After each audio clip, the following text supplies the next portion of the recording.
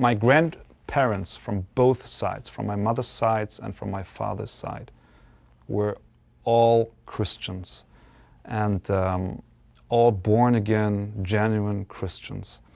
And my grandfather, Gustav Wegert, he was working for the company called Blom & Voss.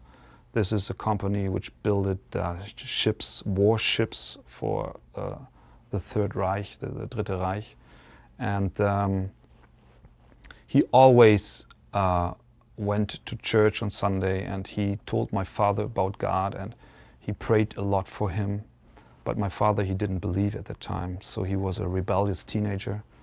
And when my father, I think when he was 15 years old, he came home from his school, and his mother called him in, and she said to him, Gustav, your father is going to die now.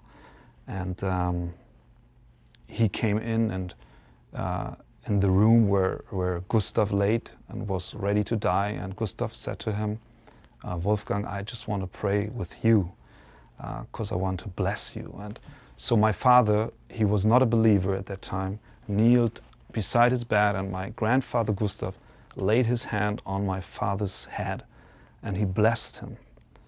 And then my grandmother, she was in the room as well, and she said, Gustav, in a few moments you will be with Jesus. And you will be with Jesus. And he said, no, Jesus is already here. He is here to pick me up. And at that moment my father stood up and ran out of the room because he couldn't be in the presence of God at that moment. And he ran into his room, and he cried and he cried and he cried. And at that time, just in that moment, my grandfather died. And on that day, my father gave his life to Jesus. So he was 15 years old, and this was something which impressed him very much.